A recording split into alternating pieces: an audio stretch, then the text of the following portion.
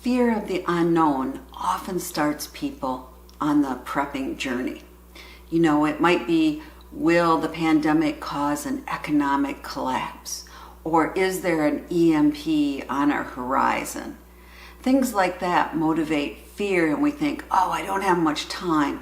What do I need to do to protect my family, myself, my community?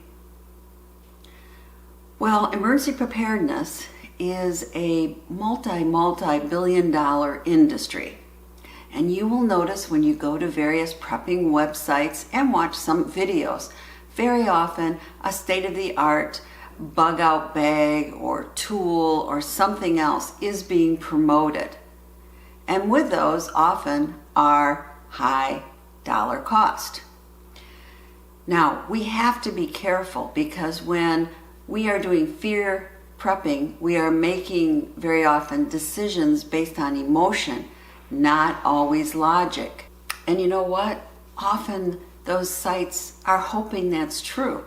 They actually spread fear type prepping. If you don't do this, your family will starve to death in the coming collapse. That type of thing you have to be careful of. And we all only have so much money in our budget and so much money that we can put towards prepping. So we have to learn to make very logical decisions. Now, before we get into deciding what you buy, first, make sure your finances are in order. Be sure you're paying your bills on time. Make sure you have the insurance you need, be it renter's insurance, homeowner's insurance, auto insurance, motorcycle insurance, and health insurance. Those are all important everyday preps. Make sure you have them. I'll hear every once in a while about a prepper's homestead that burnt to the ground and all their supplies burnt with it, and they had no insurance. And I'm thinking, how do you call yourself a prepper then if you had no insurance? I guess if you have no insurance, you'd want to make sure you have the amount of money to replace what you have in your bank account, right? That would be smart prepping. So make sure you have the insurance you need. Try to pay off your debt, credit card debt. Look what your interest rate is when, to buy a new house is, under 3% now, mortgage interest. Look at your credit card, which may be over 12%. Pay off your debts if at all possible. And really carefully consider your work, maybe 401k, Roth program, whatever. It still is really a great idea to put in money today for what might happen when you retire. Because you know what? I'm getting near retirement age, although owning my own business, I don't know when I will. But the truth is, I've been hearing these terrible stories, Social Security will be gone, blah, blah, blah, blah, for as long as I can remember. But you know what? The money I put in has really increased, and hopefully I can have a pretty good retirement. So don't forego to buy an expensive bug-out bag or something instead of putting money in your 401k. Warren Buffett said, "Don't save what is left after spending, but spend what is left after savings." And I think that's very good advice. I have another video which goes into more detail for financial and prepping freedom, and I'll put the link here, wherever, and down below if you care to look at it. The big thing here is we have to determine what is the difference between wants and needs. And wants are things we don't really need but would like to have. And needs are things we must have in order to stay alive. And I really like these two definitions for prepping. So we need water to stay alive, right? And we might have to purify water so we have water that we can drink. Now, our want might be we would love to have that big, Berkey $400 system for our home. It's fantastic, but it's $400. Can we get by with just a pan and some water and boiling our water? to make it potable. That is basically pretty free, I think, compared to $400.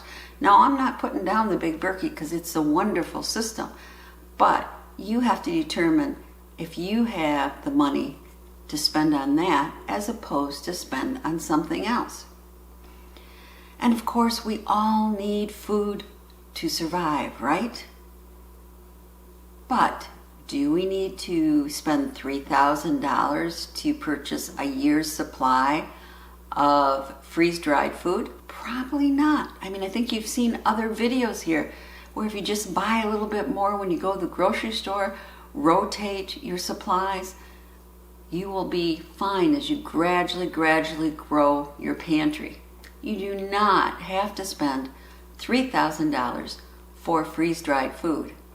And then remember, that 30-year shelf life is only if you maintain it at the correct temperature and humidity. So, only spend that kind of money if you have that kind of money to spend. And the same thing is, I often talk about how much I love my All-American canner. And I don't know, I think it was maybe about $250, but you can get by with a Presto canner. It's a very good canner, and I think it's under $100. So if you are interested in pressure canning, you don't have to get an All-American. I just love it, and I think it's a good investment for the long term. Again, want versus need. And the same thing with dehydrating. I love my Excalibur, but I don't remember how much it was because it actually was a Christmas present from my kids, but I'm sure it was up there.